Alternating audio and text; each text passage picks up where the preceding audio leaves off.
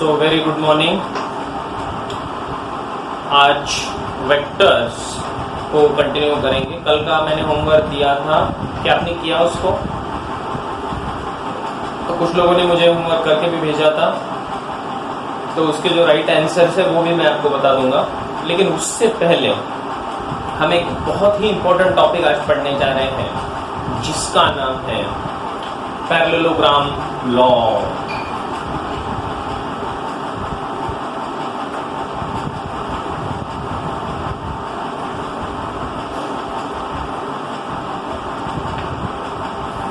Parallelogram law of vector addition. ये vectors को कैसे ऐड किया जाता है, इसको बताने वाला जो लॉ है, इसका नाम है parallelogram law of vector addition. सब लोग ध्यान दीजिए। इस लॉ में सबसे पहले हम पढ़ेंगे कि अगर मेरे पास कोई भी दो वेक्टर्स हैं, मान लो कि ये एक वेक्टर है, इसका नाम है मान लो ए बार, एक दूसरा वेक्टर है, इसका नाम है मान लिया हमने बी बार। दो वेक्टर्स हैं, ए बार एंड बी बार। मुझे इन दोनों को ऐड करना है। तो मैंने आपको पहले समझाया था सबसे पहले कि अगर दो वेक्टर्स एक दिशा में हैं तो ऐड करना बहुत आसान है। डायरेक्टली उनका मैग्नीट्यूड ऐड कर दो तो दोनों का लंबाई ऐड हो जाएगा, है ना। अगर अपोजिट दिशा में है तो बड़े मियाँ छोटे मियाँ, तो बड़े में से छोटे को माइनस कर दो और बड़े मियाँ का साइन लगा दो। बात समझ में आया? उसके बाद हमने triangle law of vector addition देखा। ट्रायंगल लॉ में क्या किया हमने? In triangle law of vector addition, एक के हेड पर दूसरे का टेल, याद है ना, एक के हेड पर दूसरे का टेल। तो इस तरह से हमने ट्रायंगल लॉ को किया। तो अपोजिट साइक्लिक दिशा में जो वेक्टर रहेगा उसको हम एडिशन ऑफ टू वेक्टर्स कहते थे। आज जो हम पढ़ने जा रहे हैं इसका नाम है parallelogram law of vector addition. Parallelogram समझते हो आप लोग? पैरेललोग्राम मतलब क्या होता है? जिसके opposite sides parallel to each other हो, है ना। तो क्या करिए, ये लॉ क्या कहता है, तो इसको ध्यान से सुनो पहले। ये लॉ कहता है कि अगर आपके पास कोई दो वेक्टर्स हैं तो दोनों वेक्टर्स के टेल्स को जोड़ दो। ये इसका टेल है, ये इसका टेल है। दोनों के टेल्स को जोड़ दो एक साथ, मतलब दोनों की पूंछ पकड़ के बांध दो, ठीक है। तो ये कहता है कि चलो बी को उठाएंगे, इसके टेल पे रखेंगे ताकि दोनों के टेल्स एक साथ आ जाए, ठीक है। तो ये है आपका वेक्टर ए, और ये बी को उठा के यहां पर रख दिया तो दोनों के टेल्स एक जगह पर आ गए। तो ये है आपका बी बार, ये है ए बार, ये है b bar, such that their tails are together. इनके पूंछ को हमने एक साथ बांध दिया। क्यों भाई? ठीक है। अब ये लॉ कहता है कि आप ये दोनों को साइड्स ऑफ पैरेललोग्राम मान लो और पैरेललोग्राम को कंप्लीट करो। तो अब क्या करना पड़ेगा? इसको पैरेलल साइड यहां पर, तो यहां पर एक पैरेलल साइड ड्रॉ कर ली मैंने, इसको पैरेलल, और इसको भी एक पैरेलल यहां पर ड्रॉ करनी पड़ेगी। तो चलो इसको भी एक पैरेलल ड्रॉ कर लिया हमने। तो क्या ये पैरेललोग्राम हो गया? बिल्कुल हो गया। तो इस B को एक पैरेलल लाइन, इस A को एक पैरेलल लाइन, और अब ये जो सामने वाला वर्टेक्स है तो इनके कॉमन टेल से लेकर कॉमन इस दूसरे वर्टेक्स तक जाने वाला जो डायगोनल है, ये डायगोनल आपको दिखाएगा A प्लस B। ये डायगोनल आपको दिखाएगा A बार प्लस B बार, दोनों का वेक्टर एडिशन दिखाएगा। जब A and B are two vectors and they are kept such that they represent the two sides of a parallelogram. ये दो वेक्टर्स इस पैरेललोग्राम के दो साइड्स हमने बना दिए इस तरह कि दोनों के टेल्स एक जगह हो। समझ में आ रहा है ना? Their common tails are together. तब जाके इसका जो डायगोनल होगा कॉमन टेल से लेकर अपोजिट वर्टेक्स तक, ये डायगोनल आपको दिखाएगा addition of two vectors a bar plus b bar. Is it simple? क्या समझ में आया? ठीक है, तो पहले पैरेललोग्राम लॉ के स्टेटमेंट को लिखेंगे हम। ओके, इसका स्टेटमेंट मैं डिक्टेट करूंगा, आप लोग लिख लो। चलो, रेडी है आप?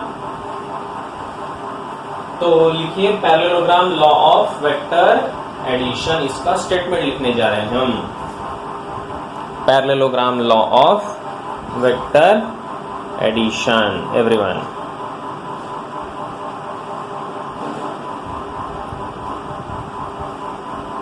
So write down everyone.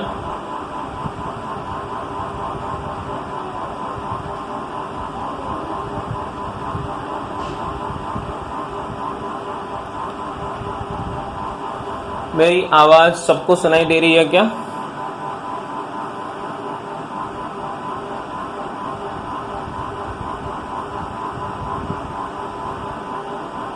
ठीक है,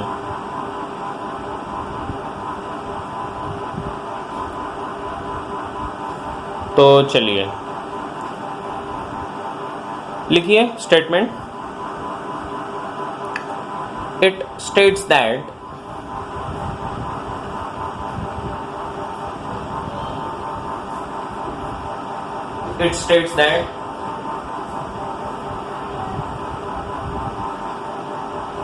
when two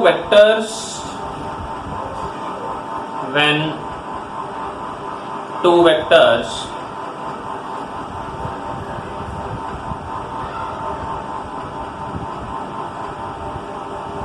to be added together,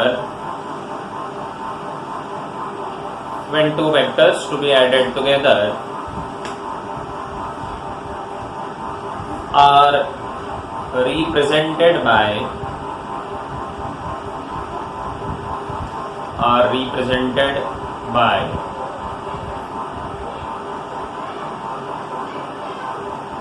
two sides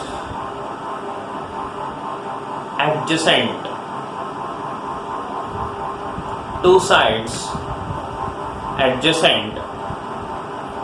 of a parallelogram, two sides adjacent of a parallelogram such that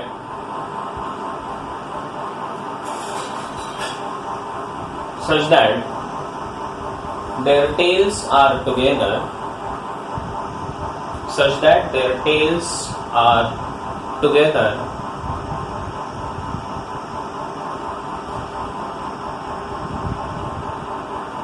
then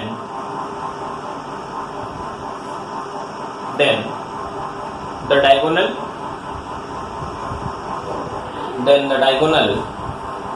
from their common tails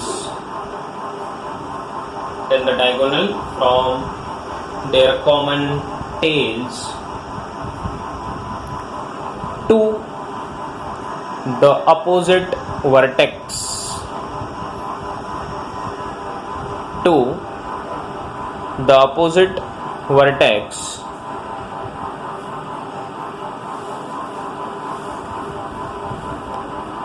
represents the addition of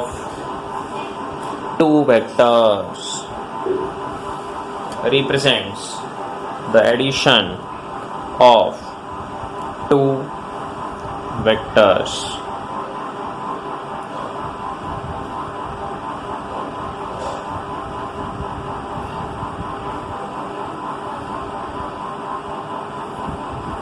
ठीक है। तो ये statement था किसका? Parallelogram law of vector addition. इसमें ये diagram आप draw करके लीजिए फटाफट।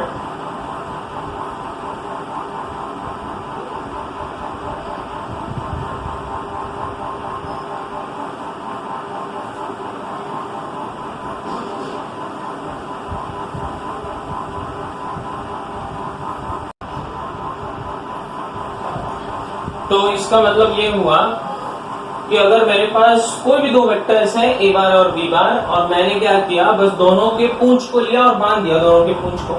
कितना आसान है कि just join there tales together.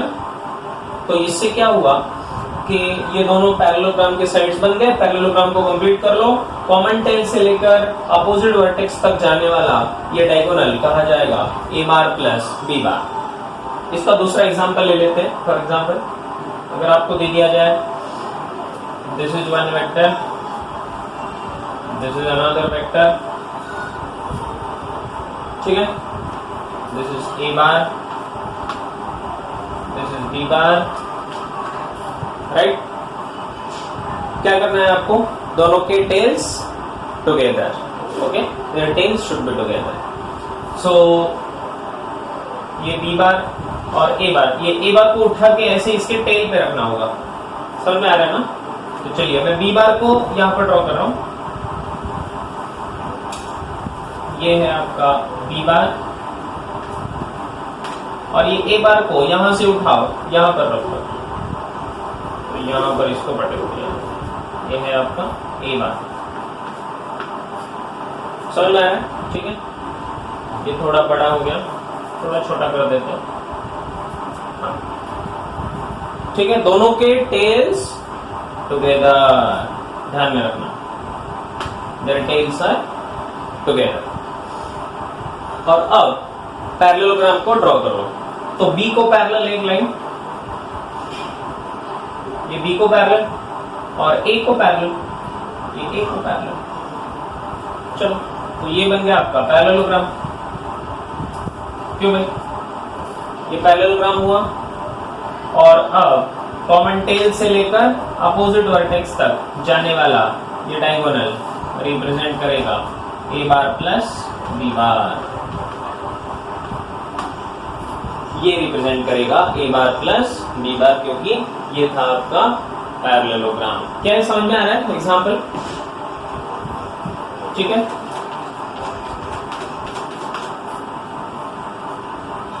Clear.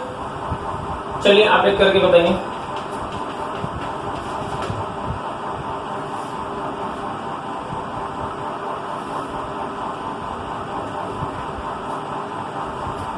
चलिए सब लोग, ये है ए बार, ये है बी बार, करिए draw.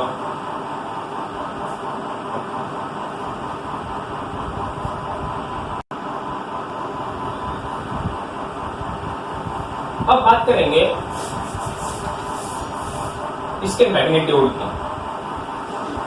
To find the magnitude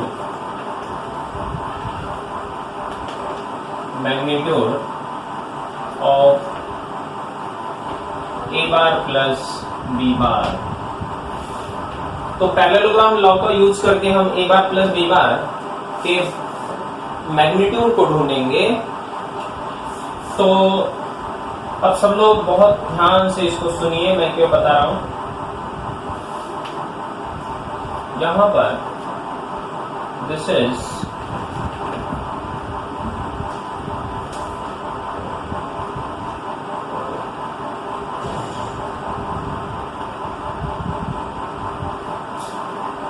there are two vectors, this is a bar and this is b bar। ध्यान दीजिए सब लोग, दो वेक्टर्स है मेरे पास a बार एंड b बार। मैंने दोनों के टेल्स को ज्वाइन कर लिया, देखो यहाँ पर, और इनके कॉमन टेल से लेकर यहाँ तक जाने वाला जो वेक्टर रहेगा, ये वेक्टर रहेगा a बार प्लस b बार। ये आपको पता है।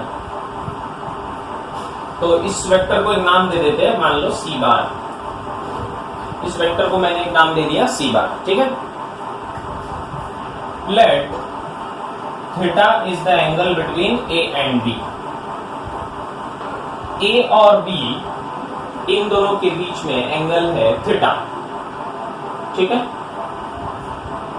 सो थीटा क्या है, angle between a and b। ध्यान दीजिए सब लोग, मैं कुछ ज्योमेट्री यहां पर यूज करना हूं। देखिए इसको जरा आगे ज्वाइन करिए, इससे एक्सटेंड करके इस लाइन को एक्सटेंड कर दो और इस वर्टेक्स से लेकर यहां तक एक परपेंडिकुलर ड्रॉ करेंगे। ठीक है, तो मैंने यहां से एक परपेंडिकुलर ड्रॉ किया यहां तक। ओके,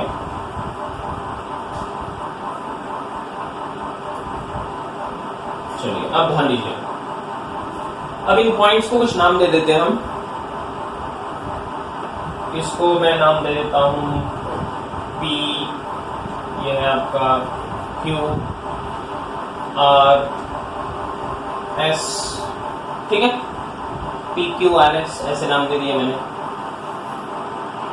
अब देखिए ये ट्रायंगल, देखिए इन ट्रायंगल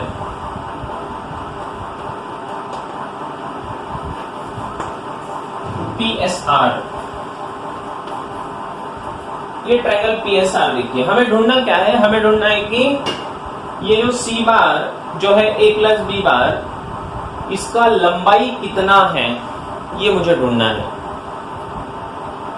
तो इसका लंबाई, A का लंबाई और B का लंबाई दोनों को ऐड कर दूंगा तो क्या A प्लस B का लंबाई मिल जाएगा? नहीं, ध्यान में रखना, सबसे इंपॉर्टेंट बात बता रहा हूं, please note very carefully that C bar equals to A bar plus B bar. जब मैं कहता हूं दोनों में जब एंगल है तो सीधा सीधा मैं ऐड कर सकता हूं उनके मैग्नीट्यूड? नहीं।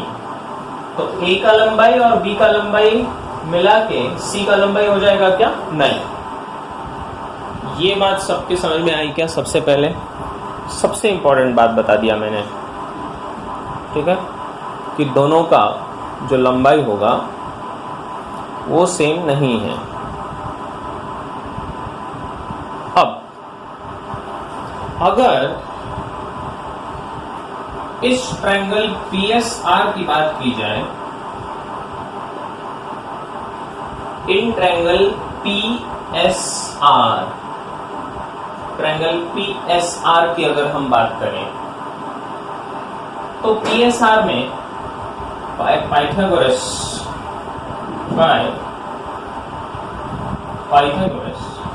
थ्योरम, तो मैं लिख सकता हूं PS का square is equals to PR का स्क्वायर प्लस SR का स्क्वायर। ठीक है, तो ये है आपका इक्वेशन नंबर 1, ऐसा मान लेते हैं, ध्यान रखिए। अब आगे बढ़ो। अब देखो, अगर ये एंगल थीटा है और ये साइड इस SQ को पैरेलल अगर है, पैरेललोग्राम है, तो क्या ये एंगल थीटा बन जाएगा? ये जो एंगल बना हुआ है यहाँ पर, तो आप मुझे बताइए कि क्या ये एंगल थीटा बन जाएगा? थीटा के बराबर होगा क्या ये एंगल? क्या वो करस्पॉन्डिंग एंगल्स है ना? तो वो करस्पॉन्डिंग एंगल्स हैं। Very good. अगर ये करस्पॉन्डिंग एंगल्स हैं तो अब हम क्या करने जा रहे हैं? अब बहुत ध्यान से देखो। अब मैं यहां पर in triangle QSR, in triangle QSR की अगर मैं बात करूं तो QSR इस ट्रायंगल में क्या आप मुझे बता सकते हो कि cos थीटा क्या हो जाएगा? cos थीटा क्या हो जाएगा? cos थीटा हो जाएगा एडजेसेंट साइड अपॉन हाइपोटेनस। इसका एडजेसेंट साइड कौन है? ये परपेंडिकुलर हमने ड्रॉ किया था ना, तो ये परपेंडिकुलर, एडजेसेंट साइड होगा QR अपॉन QS, तो ये बन जाएगा QR upon QS, cos theta बन जाएगा QR अपॉन QS, राइट? ठीक है। तो यहां से मैं लिख सकता हूं QR को, QR इक्वल्स टू, ये QS इधर जाके मल्टीप्लाई हो जाएगा QS into cos theta. QR को मैंने लिखा QS इंटू कॉस थीटा, ये QS इधर जाके मल्टीप्लाई हो गया QS into cos theta equals to QR। ठीक है, अब QR मिला मुझे। अब देखो मैं इक्वेशन 1 को कैसे मॉडिफाई कर रहा हूं, सब लोग ध्यान दीजिए। ओके, अब सबसे पहले PS स्क्वायर मतलब ये C का लंबाई है, मैग्नीट्यूड ऑफ C है ये PR जो है बेटे, ये PR को मैं लिखने वाला हूं PQ प्लस QR। समझ में आया? मैं क्या लिखने जा रहा हूं, PR स्क्वायर, तो इसको लिखूंगा मैं PQ प्लस QR, ऐसे लिखने जा रहा हूं। ठीक है, तो चलिए इसको इक्वेशन नंबर 2 मान लेते हैं। ठीक है, तो इक्वेशन 1 को ले लो अभी। अब फ्रॉम इक्वेशन नंबर 1 हम लिखेंगे PS square equals to PR का स्क्वायर, मतलब यहां से लेकर यहां तक का स्क्वायर, तो PR को लिखेंगे PQ plus QR, PQ plus QR का square whole square, PQ plus QR का होल स्क्वायर प्लस SR का स्क्वायर, ये SR तो है ही अपने साथ। अब इसको थोड़ा एक्सपेंड कर देते हैं। अगर इसको एक्सपेंड कर दे तो ये A plus B whole square हो जाएगा क्या, A plus B whole square, तो उससे उसको एक्सपेंड कर रहा हूं मैं। तो देखिए this is equal to PQ का square plus 2 into PQ into QR plus QR का स्क्वायर प्लस SR का स्क्वायर। समझ में आ रहा है मैं क्या किया? मैंने A प्लस बी का होल स्क्वायर कर दिया यार, कुछ नहीं है अपना, तो ये 10वीं में पढ़ा हुआ है, इसमें क्या बड़ी बात है सर? हाँ, तो इसमें कोई बड़ी बात नहीं है, ये तो बहुत ही सिंपल है, इसको तो हमने किया हुआ है सर, तो बहुत बढ़िया। चलिए आगे बढ़ते हैं। अब इसमें ध्यान से देखिए, PQ कहाँ है? ये रहा, P से लेकर Q तक, ये कौन है? ये तो अपना वेक्टर B है, मतलब B का लंबाई। P से लेकर Q तक कौन है? B का लंबाई। B का लंबाई मतलब कौन होता है? इसको B से दिखाते हैं, मैग्नीट्यूड ऑफ B। मैग्नीट्यूड को दिखाने का ये खंबे वाला तरीका याद है ना, 2 खंभों के बीच आपका B। ठीक है, तो ये इसको दिखा रहा हूं मैं, सिर्फ B से दिखाते हैं इसको। तो PQ मतलब कौन है? B है, B का लंबाई, तो ये हो जाएगा B स्क्वायर, वाह भाई वाह, प्लस 2 टाइम्स PQ, ये PQ है ना, तो PQ मतलब फिर से B ही है। QR, ये QR, लेकिन QR को हम पहले ढूंढ लिया है, ये देखो QR कौन है? QS cos थीटा, तो QR की जगह मैं लिख रहा हूं QS into cos theta, QS into cos theta. ठीक है, ये कौन है? QR हो गया, प्लस अब QR square plus SR square. जरा इसको ध्यान से देखो, कुछ देखा देखा सा लग रहा है क्या कहीं? QR square plus SR square diagram में क्या है? QR square plus SR square, ऐसा कुछ देखा देखा सा लग रहा है क्या कहीं? इससे कुछ जुगाड़ हो सकता है क्या? जरा बताइए, सोचिए। QR square plus SR square दिख रहा है क्या आपको? वो है QS का स्क्वायर, शाबाश अपूर्वा, QS का स्क्वायर है, SQ का स्क्वायर है, तो QR square plus SR square equals to ये QS का स्क्वायर। ठीक है, QS का स्क्वायर, तो सीधा लिख दूंगा मैं QS का स्क्वायर। ठीक है, तो इसका मतलब ये हो जाएगा ये होगा आपका बी स्क्वायर प्लस ये QS मतलब कौन है?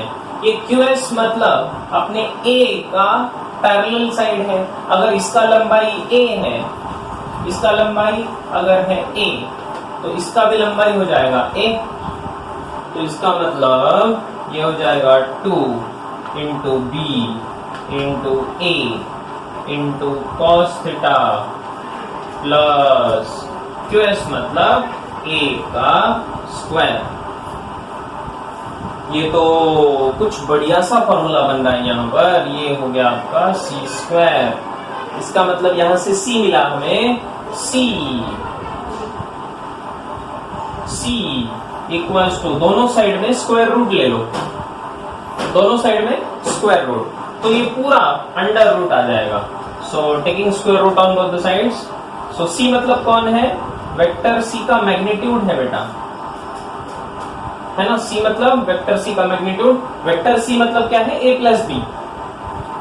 ये जो डायगोनल है उसी का तो लंबाई हमें ढूंढना था, तो इसी को तो हमने ढूंढ लिया। अंडर रूट ऑफ, ये फॉर्मूला याद रखने योग्य है अभी।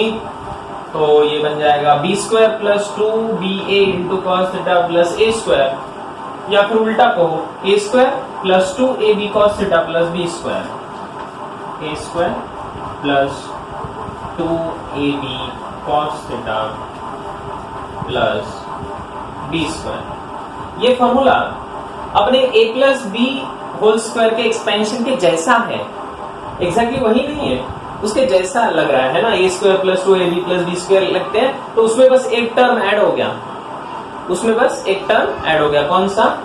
Cos theta. तो इसीलिए ये फॉर्मूला बना। इस फॉर्मूले को याद करना है, ये रिजल्ट हमें याद करना है।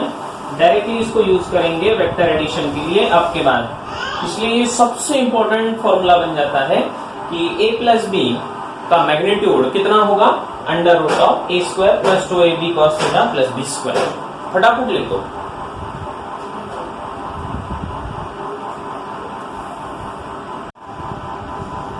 तो उस फॉर्मूले को पूरा पूरा याद कर लो अभी आप कि C which is a bar plus b bar, तो उसका मैग्नीट्यूड किसके बराबर होगा?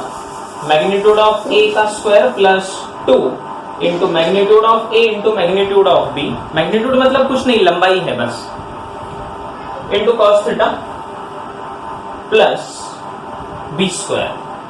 और थीटा क्या है? थीटा इज द एंगल, ये देखिए, theta is the angle between a and b। Clear? ठीक है। चलो, अब ये तो पता चल गया कि ये दोनों का रिजल्टेंट है, लेकिन वो इसके साथ कितना एंगल बना रहा है?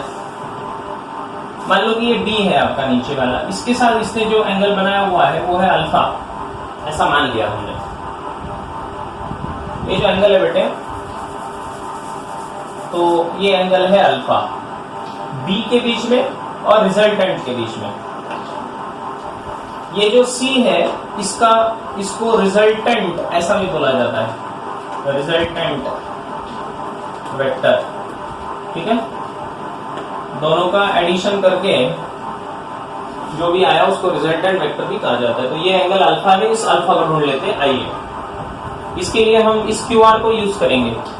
QR इक्वल्स टू क्या है? QS मतलब कौन है? ये A है, तो A cos theta. QR equals to A cos theta. ठीक है, तो इसको मैं यूज करने वाला हूं। QR equals to A cos theta, तो मैं लिख देता हूं कि मैं यूज करने वाला हूं QR equals to A cos theta. अब बात करते हैं इस SR की। अगर मैंने QSR इस ट्रायंगल को अगर ले लिया और इसमें साइन थीटा अगर कर लिया, तो sine theta equals to opposite by hypotenuse होता है। तो opposite side SR upon SQ ऐसा हो जाएगा, मतलब SR डिवाइडेड बाय A। तो SR क्या हो जाएगा? A sine theta. तो QR बन गया, तो SR बन जाएगा A साइन थीटा। ठीक है, ये मैं क्यों कर रहा हूं? जबरदस्ती कर रहा हूं, देखिए। ठीक है, अब ये अल्फा हमें ढूंढना है, तो इन ट्रायंगल PSR, फिर से PSR, इस ट्रायंगल में क्या आप मुझे tan अल्फा क्या होगा बता सकते हो? tan अल्फा कौन सा साइड डिवाइड बाय कौन सा साइड? tan alpha, everyone?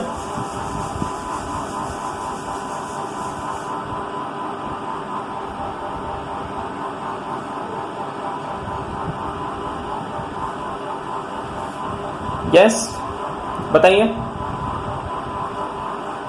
QS by SP? नहीं जी, opposite upon adjacent. tan alpha PSR में tan alpha opposite upon adjacent होता है। SR अपॉन PR, ऋषिकेश ने सही बताया। SR upon PR, that is the correct answer.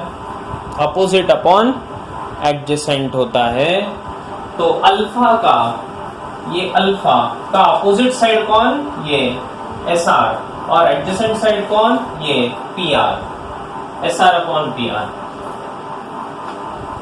SR upon PR, ठीक है। SR को हमने ढूंढ लिया। अभी देखो SR कौन है? A sin थीटा है, A sin theta divide by PR, ये PR मतलब PQ plus QR, PQ plus QR, क्यों भाई? ठीक है। और ये बनेगा tan alpha equals to A sin theta divide by PQ कौन है? B है। PQ मतलब कौन है? B है, आसान। B का लंबाई प्लस QR, ये तो हमने ढूंढ लिया पहले। QR ये देखो यहां पर है, A cos थीटा, ये बनेगा A cos थीटा, ठीक है। A sin theta by B plus A cos theta, ये हुआ tan अल्फा। तो अगर आपको अल्फा ढूंढना है तो अब आपको क्या करना होगा? देखिए, जब आपको tan अल्फा मिला A sin theta by B plus A cos theta, ये उसका वैल्यू अगर है ये पूरा ब्रैकेट, तो ये उल्टा बन जाता है अल्फा इक्वल्स टू, इसको हम कहते हैं tan इनवर्स।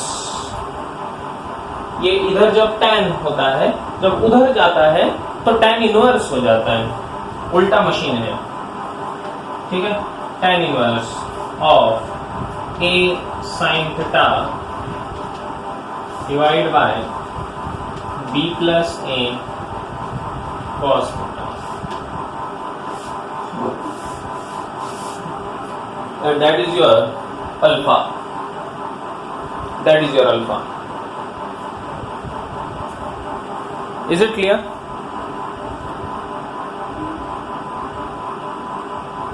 तो यहां से अल्फा मिलना, ये जो tan इनवर्स है, ये tan इनवर्स उल्टा मशीन है बेटा। जैसे tan अल्फा, जैसे मान लो कि आपके पास एक मशीन है, एक गाय है, उसको घास खिला दो तो आउटपुट देती है दूध। तो गाय का उल्टा मशीन अगर बनाना है तो इनपुट कौन होना चाहिए? दूध, और आउटपुट क्या होना चाहिए? घास। जैसे इंटीग्रेशन डिफरेंशिएशन एक दूसरे के उल्टे मशीन थे, वैसे ही tan इस मशीन का अपोजिट मशीन है tan इनवर्स, ठीक है। तो यहां पर अल्फा इनपुट था और ये आउटपुट था, यहां पर ये इनपुट बन गया और अल्फा आउटपुट बन गया, तो इस मशीन का नाम है tan इनवर्स। इसको tan इनवर्स ऐसा कहा जाता है। क्या कहा जाता है? tan inverse. तो ये ऐसे इनवर्स ट्रिग्नोमेट्रिक फंक्शंस होते हैं तो साइन इनवर्स भी होता है, कॉस इनवर्स भी होता है, टेन इनवर्स भी होता है, और सारे 6 के 6 इनवर्स फंक्शंस हम डिफाइन करते हैं। आगे जाके मैथमेटिक्स में पढ़ने ही वाले हैं हम, लेकिन अभी के लिए बस इतना ध्यान रखना।